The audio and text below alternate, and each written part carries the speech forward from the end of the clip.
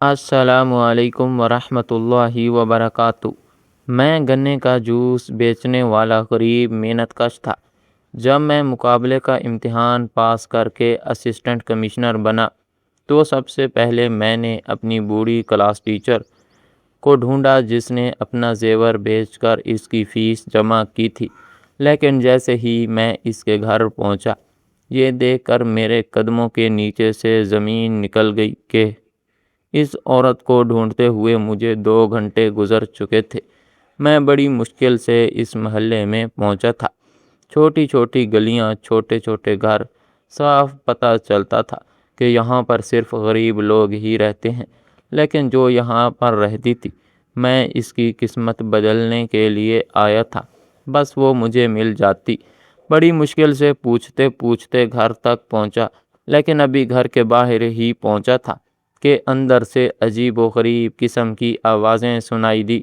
تھوڑا اندازہ ہو رہا تھا کہ کیا ہو رہا ہے۔ شاید مجھے اندر نہیں جانا چاہیے تھا، شاید یہ ان کا ذاتی معاملہ تھا، لیکن میں اندر داخل ہو گیا اور سامنے کا منظر دیکھ کر حیران رہ گیا، کیونکہ سامنے اور کچھ نہیں، میری قسمت کا دروازہ کھلا پڑا تھا۔ کیونکہ میرا ایک بڑھایا ہوا قدم مجھے میری قسمت کا بادشاہ بنانے والا تھا۔ یہ وہ ماحول تھا کہ اگر میں صحیح فیصلہ کرتا تو میری دنیا اور آخرت دونوں سنور جاتی، اور میں نے ایک بہترین فیصلہ کیا۔ میں نے فیصلہ کیا کہ میں اس عورت سے، میرا نام محمد بلال ہے، میں ان گنت خوابوں کا امین تھا۔ غربت کی چھاؤں میں پلا جوان ہوا، سڑک کے کنارے ایک ٹوٹے پھوٹے مکان میں رہتا تھا جس کی چھت بارش کے دنوں میں پانی سے لبریز ہو جاتی تھی۔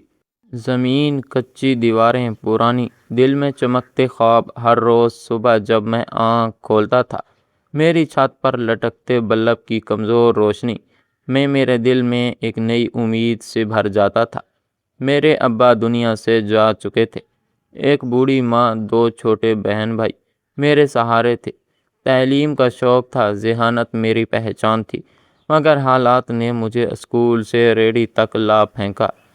چھٹی جماعت سے 10ویں تک میں ہمیشہ پوزیشن لیتا تھا۔ انگلش میری پسندیدہ سبجیکٹ تھی۔ میں بڑے اعتماد سے بولتا تھا، میری آواز میں نرمی تھی، تلفظ درست، لہجہ صاف۔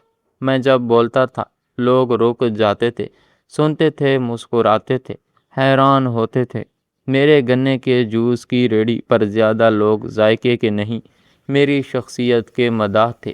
سفید کڑاکے دار کرتا، نیلا صاف پینٹ، صاف ستھرا چہرہ، تراشے ہوئے بال، سنہری دھوپ میں چمکتی سبز آنکھیں، گوری رنگت، ہونٹوں پر ہلکی مسکراہٹ۔ ہر گزرنے والا 2 لمحہ رک کر دیکھتا تھا۔ بچے ہنستے تھے، بڑے نظریں جما کر حیرت سے دیکھتے تھے، نوجوان رشک سے تکا کرتے تھے۔ اکثر لوگ سوال کرتے تھے، بھائی آپ جیسے پڑھے لکھے لڑکے یہاں کیا کر رہے ہیں؟ میں مسکرا دیتا، جواب دینے کا حوصلہ نہیں ہوتا تھا، اندر سے ٹوٹ چکا تھا۔ خواب بکھر چکے تھے، امیدیں مدھم ہو چکی تھیں، مگر ہاتھ خالی تھے، جیب خالی تھی۔ چھوٹے بہن بھائی کی کتابیں، کاپیاں، ماں کی دوا، بجلی کا بل، سب میری ریڑھی سے جڑے تھے۔ میں نے ہار نہیں مانی، ہر روز نئے جذبے سے اٹھتا تھا۔ گنا خریدتا تھا، برف لاتا تھا، مشین چلاتا تھا، آواز لگاتا تھا، شام کو بچت گنتا تھا۔ دن گزرتے گئے مگر اندر کی آگ بڑھتی گئی۔ میں خود سے سوال کرتا تھا، کیا میں صرف گنے والا بن کے رہ جاؤں گا؟ کیا میرے خواب کبھی حقیقت بنیں گے؟ کیا میرا دماغ، میری صلاحیتیں، میرے الفاظ سب گلی کے دھوئیں میں ضائع ہو جائیں گے؟ کیا کوئی موقع میرے لیے بچا ہے؟ کیا میرے نصیب میں صرف دھوپ ہے، پسینہ ہے، تھکن ہے؟ ایک دن ایسے ہی جب دوپہر کا وقت تھا، دھوپ تیز تھی، میں مشین چلا رہا تھا، میری شرٹ پسینے سے بھیگ چکی تھی۔ سامنے ایک عورت کھڑی تھی، سفید دوپٹہ سر پر تھا، آنکھوں میں حیرت تھی، چہرے پر حیرانی کا رنگ تھا۔ میں نے نظر اٹھائی، پہچاننے کی کوشش کی، وہ میری اسکول کی ٹیچر زبیدہ تھی۔ میری آواز بند ہو گئی، دل کی دھڑکن تیز ہو گئی، ہاتھ روک گئے، لمحہ ٹھہر گیا۔ وہ کہنے لگی، بلال تم یہاں کیا کر رہے ہو؟ ہم نے تمہیں میٹرک کروایا تھا، ہم تو سمجھے تھے تم کسی بڑی پوسٹ پر ہوگے، کسی آفس میں بیٹھ کر حکم دے رہے ہوگے، اچھی وردی میں ہوگے، فائلوں کے ڈھیر میں مصروف ہوگے۔ تم تو گنا بیچ رہے ہو۔ میں خاموش کھڑا تھا، آنکھیں جھکی ہوئی تھی، چہرے پر شرمندگی تھی، زبان ساتھ نہیں دے رہی تھی۔ وہ قریب آئیں، مجھے غور سے دیکھا، کہنے لگی، تم تو ویسے ہی خوبصورت ہو جیسے اسکول کے دنوں میں تھے۔ تمہاری سبز آنکھیں اب بھی بولتی ہیں، تمہاری شکل میں معصومیت ہے، تمہاری مسکراہٹ میں چمک ہے۔ میں نے ہمت کی، ان کو سب سچ بتایا، غربت کا ذکر کیا، ابا کی موت کا بتایا، چھوٹے بہن بھائیوں کی ذمہ داری کا ذکر کیا، پڑھائی چھوڑنے کا دکھ بیان کیا۔ ان کے چہرے پر دکھ تھا، ان کی آنکھوں میں نمی تھی۔ وہ بولیں، بلال تم تو میرے سب سے اچھے اسٹوڈنٹ تھے، یاد ہے میں تمہاری فیس خود دیا کرتی تھی کیونکہ تم ہر امتحان میں پہلا نمبر لاتے تھے۔ مجھے تم سے ہمیشہ امید تھی کہ تم بہت آگے جاؤ گے، تم قوم کا فخر بنو گے۔ تمہاری صلاحیتیں، تمہارے بولنے کا انداز، تمہاری سمجھ بوجھ، سب کچھ غیر معمولی تھا۔ مگر یہ غربت ہے نا بیٹا، یہ بڑے بڑے خواب کھا جاتی ہے، یہ تم جیسے ہیرو کو بھی مٹی میں چبھا دیتی ہے۔ میں خاموش رہا، وہ بولتی رہیں، کہنے لگی، میرا نمبر رکھ لو، میں کبھی کبھار تمہیں کال کر لیا کروں گی، شاید کسی دن کوئی راستہ بن جائے، شاید کوئی موقع نکل آئے۔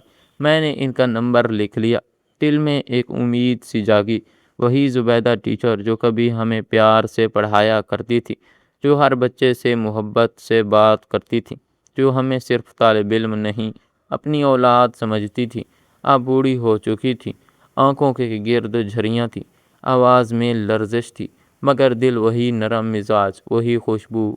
میں ان سے مل کر خوش ہوا، میرے دل میں برسوں پرانی یادیں تازہ ہو گئیں، ان کا وہ کلاس روم میں پڑھانا، ان کا بلیک بورڈ پر چاک سے لکھنا، ان کی ہماری تعریف کرنا، ان کی مسکراہٹ، ان کے ہاتھوں کی وہ خوشبو، وہ سب کچھ واپس لوٹ آیا، جیسے وقت رک گیا ہو، جیسے میں پھر 10 سال کا بچہ بن گیا ہوں۔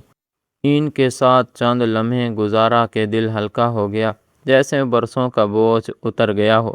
ان کی باتوں میں خلوص تھا، ان کی نظروں میں سچائی تھی، ان کی باتوں سے مجھے لگا کہ شاید میرا وقت پھر آ سکتا ہے، شاید قسمت ایک بار پھر میرے دروازے پر دستک دے گی، شاید میں پھر خواب دیکھ سکوں گا۔ ان کے الفاظ میرے اندر اترتے گئے، میں نے ان کی باتوں کو اپنے دل میں جگہ دی، ان کے الفاظ میرے لیے دعا کی طرح تھے۔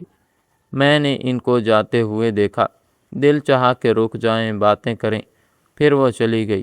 میں نے دوبارہ ریڈی کی طرف دیکھا، گنے اٹھائے، مشین چلائی، مگر اب دل میں ایک نئی امید تھی، ایک نئی روشنی تھی، جیسے اندھیرے میں ایک شمع جل گئی ہو، جیسے کوئی نئی صبح ہونے والی ہو، جیسے بادل چھٹنے والے ہوں، جیسے میری زندگی کا رخ بدلنے والا ہو۔ میں نے اس دن پہلی بار خود سے وعدہ کیا کہ میں یہیں نہیں رکوں گا، میں کچھ کر کے دکھاؤں گا، میں اپنی ٹیچر کا مان رکھوں گا، میں اپنے خوابوں کو دفن نہیں ہونے دوں گا، میں اپنے بہن بھائیوں کو بہتر زندگی دوں گا، میں ماں کے چہرے پر خوشی لاؤں گا۔ میں گنے کا جوس بیچتا ہوا بھی اپنی عزت کا سودا نہیں کروں گا، میں خود کو بہتر بنانے کے ہر موقع سے فائدہ اٹھاؤں گا۔ اور اب مجھے یقین تھا کہ زبیدہ ٹیچر کا ملنا اتفاق نہیں، پیغام تھا، شاید قدرت نے میرے لیے کوئی نیا راستہ چنا ہے، شاید میرے وقت کا آغاز ہونے والا ہے۔ میرے دماغ میں زبیدہ ٹیچر کی یہ بات یوں پیوست ہو گئی جیسے برسوں پرانا تیر کسی درخت میں گڑ جائے۔ تم تو بڑے ذہین تھے، ہمیں امید تھی کہ تم کچھ بڑا کرو گے۔ ان کے لہجے میں جو دکھ تھا وہ میرے اندر ایک طوفان سا برپا کر گیا۔ مجھے ایسے لگا جیسے میں نے ان کی امید توڑ دی، جیسے میں ان کے اعتبار پر پورا نہ اتر سکا، جیسے میرے اندر جو چنگاری تھی وہ بجھنے لگی تھی، جیسے خوابوں کا وہ روشن دائرہ جس میں میں نے خود کو ہمیشہ اعلیٰ مقام پر دیکھا تھا، دھند میں گم ہو چکا تھا۔ اسی دن میں نے خود سے وعدہ کیا کہ میں کچھ بن کر دکھاؤں گا، میں صرف ان کے لیے نہیں، اپنے لیے بھی۔ کیونکہ اگر میں نے خود کو ثابت نہ کیا تو میں ساری زندگی اسی ریڑھی کے ساتھ جڑا رہ جاؤں گا۔ میرے لیے یہ فیصلہ بہت مشکل تھا۔ گھر میں بھوک تھی، ماں کی ادھوری دعائیں تھیں، بہن بھائیوں کی اسکول کی فیسیں تھیں جن کا بوجھ صرف میرے کندھوں پر تھا۔ ایسے میں پڑھائی کو وقت دینا، خوابوں کو وقت دینا، ان کے لیے جگہ نکالنا ایسے ہی تھا جیسے پیاسے کو صحرا میں پانی تلاش کرنا۔ پھر بھی میں نے فیصلہ کیا کہ میں نے دن بھر گنے کا جوس بیچا۔ جب گاہک کم ہوتے میں کتابیں کھول لیتا۔ گرمی سے شرٹ بھیگ جاتی، دھوپ میں آنکھیں چمکنے لگتی، مگر میں لفظوں میں کھویا رہتا۔ کچھ گاہک حیرت سے دیکھتے، کچھ مذاق اڑاتے، کچھ کہتے یا تو پڑھائی کر لو یا دکانداری چلا لو، دونوں ایک ساتھ نہیں ہوتے۔ کچھ یوں سمجھتے جیسے میں کوئی تماشا ہوں۔ ان کو کیا خبر میرے دل میں کیا ارادہ ہے، میری نگاہ میں کیا منزل ہے۔ مجھے یہ بھی یاد ہے کہ کئی بار ایسا ہوتا کہ کوئی گاہک کھڑا ہوتا اور میں کتاب میں ایسا ڈوبا ہوتا کہ اس کی موجودگی کا پتہ ہی نہ چلتا۔ کچھ ناراض ہو کر چلے جاتے، مگر مجھے پرواہ نہیں ہوتی، کیونکہ میری نظر اس وقت ایک بڑی دنیا پہ تھی، ایک روشن مستقبل پہ تھی۔ میں نے مقابلے کے امتحان کی تیاری کا فیصلہ کیا۔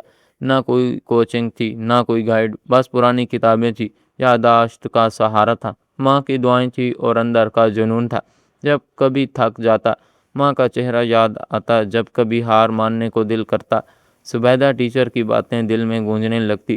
کئی دن بھوکا بھی رہا، کئی راتیں روشنی کے بغیر گزاریں، مگر پڑھنا نہیں چھوڑا۔ پھر وہ دن آیا جب میں نے امتحان دیا، پورا دل لگا کے دیا، جیسے سب کچھ اسی ایک پر لگا ہو۔ پھر انتظار شروع ہوا، دل بے چین رہنے لگا۔ ہر لمحہ خیال آتا اگر فیل ہو گیا تو کیا ہوگا، ماں کو کیا جواب دوں گا، بہن بھائی کیا سوچیں گے، ریڈی پر دوبارہ جانا پڑے گا یا پھر کوئی چھوٹا موٹا کام ڈھونڈنا پڑے گا۔ انہی سوچوں میں دن گزرتے گئے۔ پھر جب نتیجہ آیا اور میں نے دیکھا کہ میں ٹاپ 15 میں ہوں، میری اسسٹنٹ کمشنر کی پوسٹ لگ گئی ہے، تو وہ لمحہ میرے لیے قیامت کا دن نہیں، خوشیوں کا دن تھا۔ جیسے آسمان سے روشنی اتری ہو، جیسے بادلوں کے پیچھے سے سورج جھانکنے لگا ہو، جیسے برسوں کی محنت ایک پل میں رنگ لے آئی ہو۔ میری ماں کی آنکھوں میں خوشی کے آنسو تھے۔ بھائی بہن مجھے حیرت سے دیکھ رہے تھے، محلے والے آ کر مبارکباد دے رہے تھے۔ ریڑھی کے سامنے وہی گاہک جو کبھی شکایت کرتے تھے، اب تعریفی نظروں سے دیکھ رہے تھے۔ میری کہانی نہ صرف شہر میں بلکہ میڈیا تک بھی پہنچ گئی۔ گنے کا جوس بیچنے والا اسسٹنٹ کمشنر بن گیا، یہ سرخی ہر طرف گونجنے لگی۔ میرے انٹرویوز ہوئے، میری تصویریں چھپیں، میرا ذکر اخبارات اور ٹی وی پر آیا۔ لوگ تعریفیں کرنے لگے، دعائیں دینے لگے۔ جو کبھی کہتے تھے کہ تم کچھ نہیں کر سکتے، اب وہی مجھے اپنا فخر کہنے لگے۔ مجھے نہ صرف نوکری ملی بلکہ گھر بھی ملا، سرکاری گاڑی بھی ملی، عزت بھی ملی، سکون بھی ملا۔ وہی چہرہ جو پہلے دھوپ میں پسینے سے تر ہوتا تھا، اب ایئر کنڈیشنر کمرے میں فائلوں کے بیچ بیٹھا فیصلے کرتا تھا۔ جو کبھی دوسروں کے رحم و کرم پر تھا، اب خود لوگوں کی مدد کر رہا تھا۔ کچھ دن لگے خود کو سنوارنے میں۔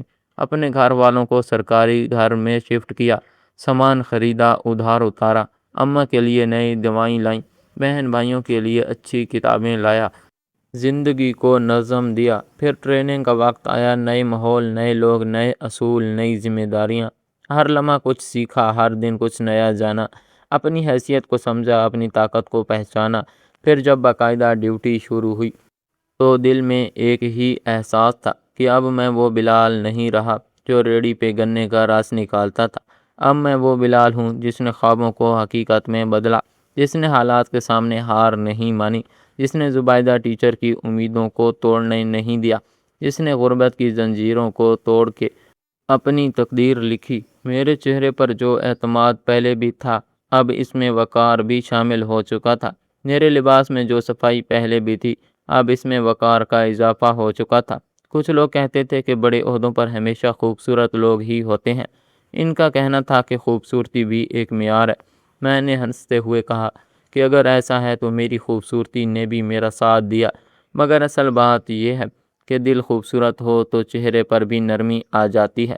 میری کامیابی میں میری محنت، میری دعائیں، میری ماں کا صبر، میری ٹیچر کا یقین سب شامل تھا۔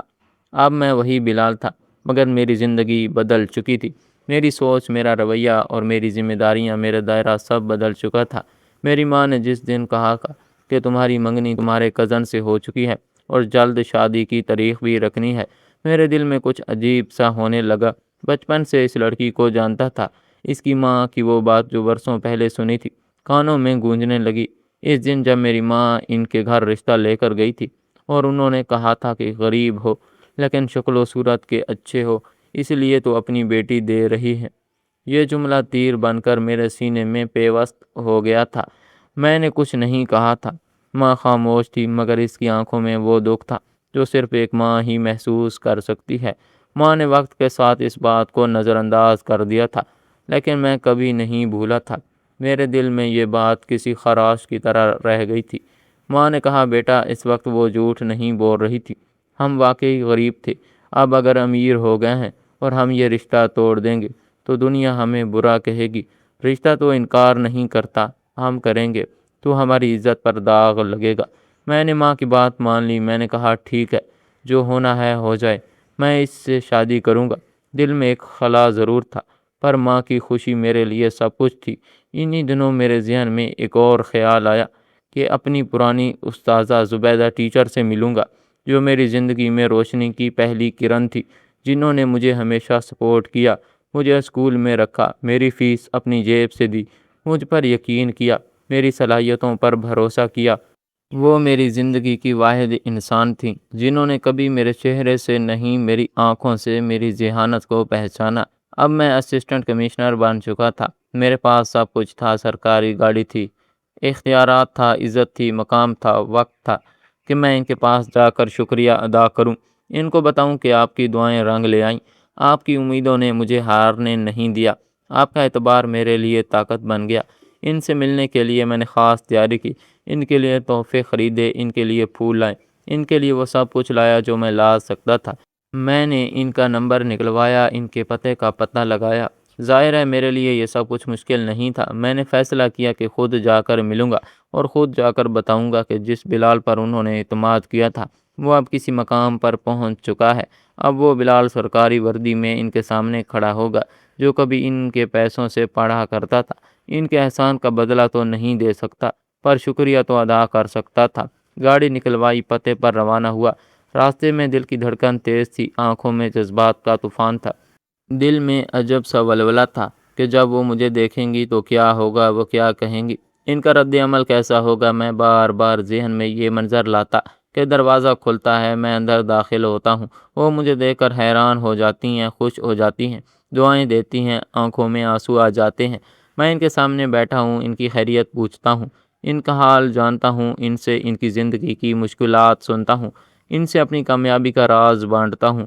راستہ لمبا تھا، سوچیں گہری تھی، خیالات مسلسل آ رہے تھے، دل کو سکون نہیں تھا، جیسے کوئی بے چینی ہو، کوئی انجانی کشش ہو۔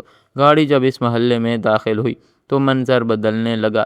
یہ جگہ بہت پرانی سی لگ رہی تھی، چھوٹے چھوٹے گھر، کمزور دیواریں، تنگ گلیاں، گرد آلود راستے، چھوٹے چھوٹے بچے ننگے پاؤں دوڑتے ہوئے، کچھ عورتیں پانی بھرنے کے لیے لائن میں لگی ہوئی، کچھ بزرگ درخت کے سائے میں بیٹھے ہوئے۔ منظر دل کو چھو رہا تھا۔ میری سرکاری گاڑی ان سڑکوں پر ٹھیک سے نہیں چل رہی تھی، کہیں نالیوں کا پانی، کہیں پتھراؤ کی رکاوٹ، کہیں موڑ اتنے تنگ کہ گاڑی مڑ ہی نہ سکے۔ میں نے ڈرائیور سے کہا کہ بس یہیں روک دو، میں پیدل جاتا ہوں۔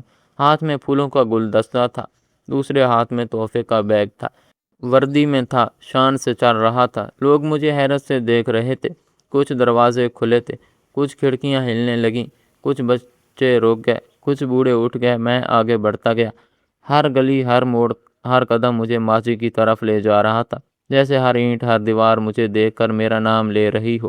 وہ دن یاد آ رہا تھے جب میں بھی ان بچوں کی طرح ننگے پاؤں انہی گلیوں میں بھاگتا تھا۔ وہ لمحے یاد آ رہے تھے جب میں ایک پیسے کے لیے تڑپتا تھا۔ ہر قدم کے ساتھ دل کی دھڑکن تیز ہوتی جا رہی تھی، پسینے کے قطرے ماتھے پر آنے لگے۔ گلیوں میں کچھ لوگ پہچاننے کی کوشش کر رہے تھے، کچھ نے پہچان لیا تھا، کچھ بڑبڑانے لگے تھے۔ میں ان سب سے بے خبر اپنے مقصد کی طرف بڑھتا گیا۔ دل میں صرف ایک ہی خیال تھا کہ ٹیچر سے ملنا ہے، ان سے نظریں ملانی ہیں، ان کو بتانا ہے کہ وہ جیت گئیں، ان کی سوچ جیت گئی، ان کا ایمان جیت گیا، ان کی دعا جیت گئی۔ میں ان کے دروازے کے قریب پہنچا، کچھ لمحے رک گیا، دل میں عجیب سے خوف میں ڈوبا ہوا، کچھ لمحوں کے لیے آنکھیں بند کی۔ جیسے دعا مانگی ہو، جیسے اندر کے طوفان کو روکنے کی کوشش کی ہو۔ پھر قدم بڑھایا، دروازہ ابھی بند تھا، مگر اندر سے کچھ آوازیں آ رہی تھی، جیسے کسی بات پر جھگڑا ہو رہا ہو، جیسے کسی عورت کی چیخ سنائی دی، جیسے کچھ چیزیں گرنے کی آوازیں آئی۔ میں ہچکچانے لگا، قدم رکنے لگے، دماغ میں سوالات گونجنے لگے کہ کیا ابھی جانا مناسب ہے، کیا وہی وقت ہے، کیا میں صحیح کر رہا ہوں، یا مجھے کچھ دیر رکنا چاہیے۔ میں دروازے کے باہر کھڑا رہا، اندر کی آوازیں بڑھتی گئی، دل میں عجیب سی بے قراری پیدا ہو گئی تھی۔ تھوڑی دیر کے بعد سوچا کہ واپس چلا جاتا ہوں، لیکن اس کے بعد ایسی آواز آئی کہ میرا جیسا مرد تو بالکل بھی پلٹ کے نہیں جا سکتا تھا۔ میری ٹیچر کا نام لے کر کسی نے ان کو گالی دی تھی۔ میں فوراً دروازے کی طرف بڑھا، میں نے اپنے گارڈز کو بھی اشارہ کیا۔ انہوں نے اپنی اپنی پوزیشن سنبھالی۔ میں نے دروازے کو لات مار کر توڑا تو سامنے کا منظر دیکھ کر حیران رہ گیا۔ انہوں نے ایک جوان لڑکی کو گلے لگا رکھا تھا۔ وہاں پہ 2-4 آدمی کھڑے تھے۔ جب انہوں نے دیکھا کہ کوئی آدمی اندر گھس آیا تو وہ آگے بڑھے، لیکن میرے گارڈز کو دیکھ کے جھاگ کی طرف بیٹھ گئے۔ کہنے لگے کہ کون ہو تم؟ میرے گارڈز نے بتایا کہ یہ اسسٹنٹ کمشنر ہیں اس علاقے کے۔ وہ لوگ ہاتھ جوڑ کر سائڈ پہ کھڑے ہو گئے، کہنے لگے کہ سر آپ ہمارے گھر کیا ہوا؟ میں نے کہا کہ پہلے تم بتاؤ اس عورت کے ساتھ کیا کر رہے ہو، یہ کیوں یہاں ڈری سہمی بیٹھی ہے؟ ٹیچر دیکھ کر واقعی حیران رہ گئی تھی کہ میں ہوں۔ میں ان کو اٹھایا اور ان لڑکی کو دیکھا جو ان کی آغوش میں بالکل سمیٹی ہوئی تھی۔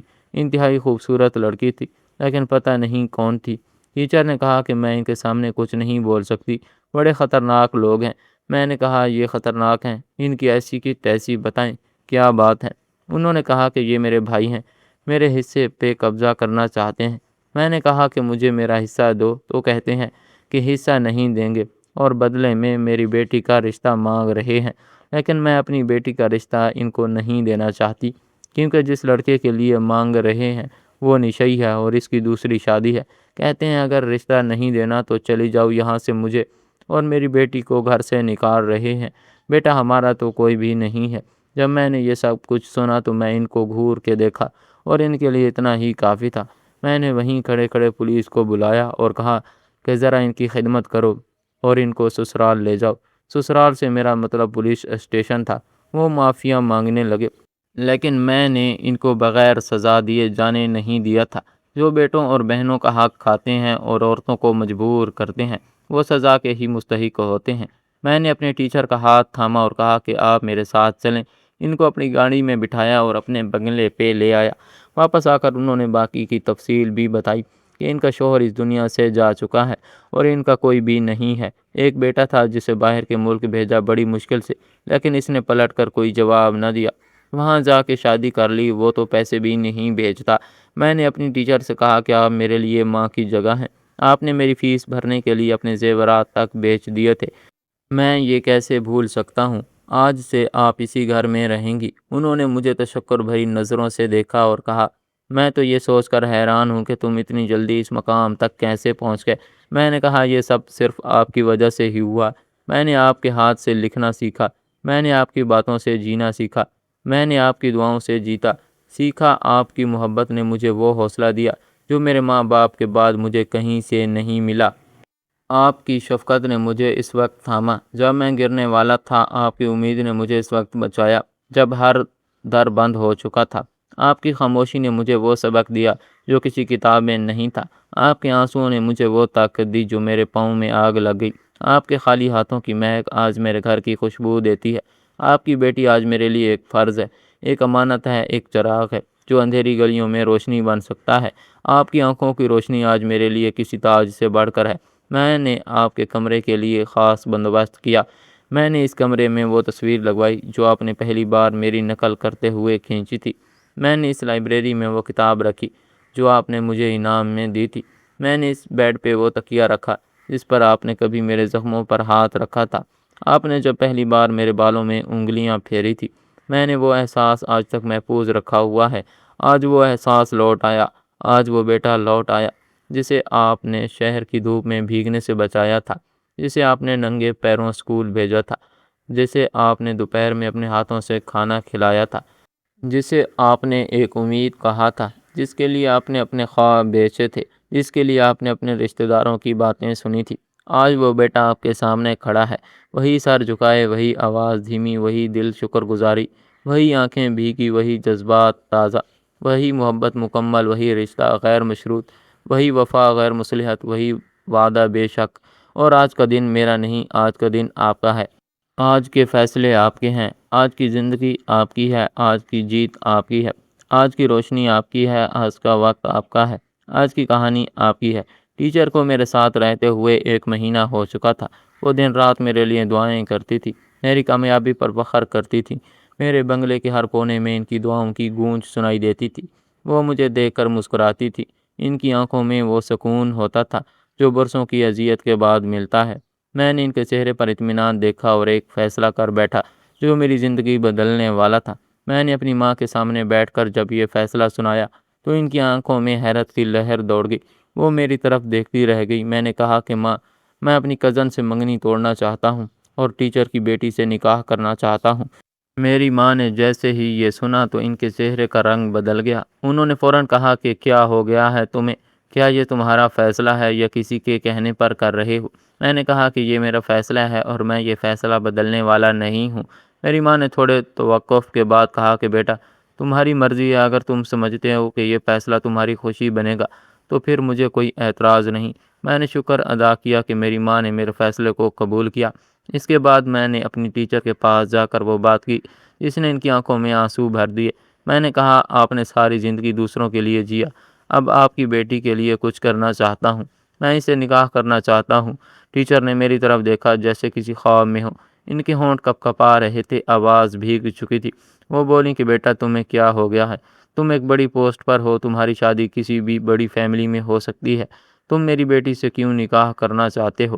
میں نے کہا کہ آپ کے احسانات کا بدلہ میں کبھی نہیں چکا سکتا، لیکن آپ کی بیٹی کے لیے اچھا شوہر بن کر میں شاید کچھ تو کر سکوں۔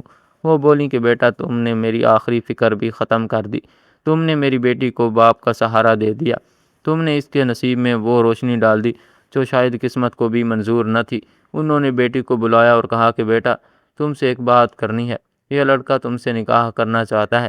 بیٹی نے نظریں جھکائیں، شرم سے چہرہ سرخ ہو گیا، لیکن اس نے آہستہ سے ہاں کر دی، اور وہ ہاں میرے دل کو چین دے گئی۔ میں نے کہا، نکاح گھر میں ہوگا، سادگی سے ہوگا، گواہ میرے دوست ہوں گے، مولوی صاحب کو بلائیں گے، یہ سب میرے ہی گھر میں ہوگا، میری زندگی کی سب سے اہم تقریب میرے ہی گھر کی دیواروں کے درمیان ہوگی۔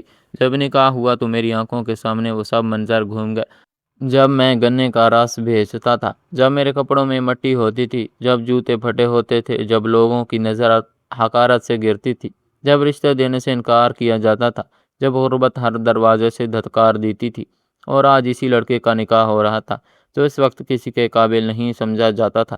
وہ لڑکی میرے نکاح میں آئی جو ایک معزز استاد کی بیٹی تھی، جس کی تربیت میں مہک تھی، جس کے کردار میں روشنی تھی، جو شرم و حیا کا پیکر تھی، جو ماں کے قدموں میں پلی تھی، جو خاموشی سے میرے ساتھ آ کر بیٹھی تھی، جسے اسے یقین ہو کہ وہ محفوظ ہاتھوں میں ہے۔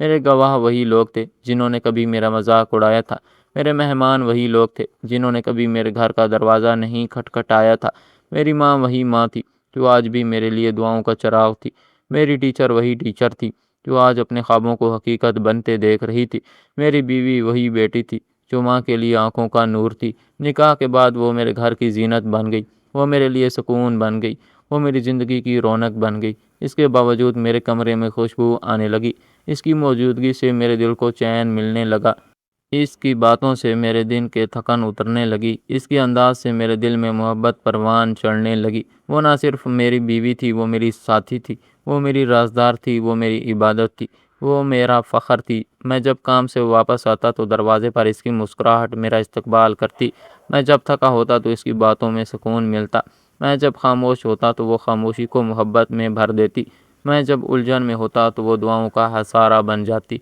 وہ واقعی ایک استاد کی بیٹی تھی، جس کی تربیت میں عظمت تھی، جس کے انداز میں وقار تھا، جس کی باتوں میں حیا تھی، جس کے جذبوں میں اخلاص تھا، جس کے دل میں محبت تھی، جس کے لہجے میں مٹھاس تھی، جس کے ہاتھوں میں برکت تھی، جس کے آنے سے میری زندگی خوشیوں سے بھر گئی۔ ہم اکثر چھت پر بیٹھ کر پرانی باتیں یاد کرتے، بچپن کے قصے دہراتے، اس کی ماں کی محنتوں کو سلام کرتے، وہ ماں جو ایک زمانے میں گمنام تھی، آج اس کا نام میرے بنگلے کے ہر کمرے میں عزت کے ساتھ لیا جاتا تھا۔ میں جب بھی ان کی طرف دیکھتا تو دل سے ایک دعا نکلتی، یا اللہ ہر کسی کو ایسی ماں، ایسی استاد، ایسی محسنہ عطا فرما جو بنا کسی صلے کے محنت کرے، جو بغیر کسی لالچ کے بھلا کرے، جو اپنا سب کچھ دے کر بھی شکایت نہ کرے، جو بیٹے کی بجائے انسان بنائے، جو شاگرد کو دنیا کے سب سے اونچے مقام پر پہنچائے لیکن خود پیچھے رہ جائے۔ یہ استاد ہی ہوتے ہیں جو عام سے انسانوں کو بڑے مقامات پر پہنچا دیتے ہیں لیکن خود بیچارے وہیں کھڑے رہ جاتے ہیں۔ ہمیں اپنے استادوں کو کبھی نہیں بھولنا چاہیے۔ ہم میں سے کتنے ایسے لوگ ہیں جو کامیاب ہونے کے بعد پلٹ کر اپنے استادوں سے شکریہ بولنے کے لیے جاتے ہیں؟ شاید بہت ہی کم، لیکن جانا چاہیے، کیونکہ یہ وہی لوگ ہیں جو ہماری تربیت کرتے ہیں، جو ہمیں کچھ بناتے ہیں۔ یہ وہ درخت ہیں جو ہمیں تو کچھ بنا دیتے ہیں لیکن خود ہمیشہ دھوپ میں ہی جلتے رہتے ہیں۔ ہماری آج کی یہ کہانی آپ کو کیسی لگی کمنٹ باکس میں اپنی رائے کا اظہار ضرور کریں اور ہمارے چینل کو سبسکرائب کر دیں۔ اللہ حافظ۔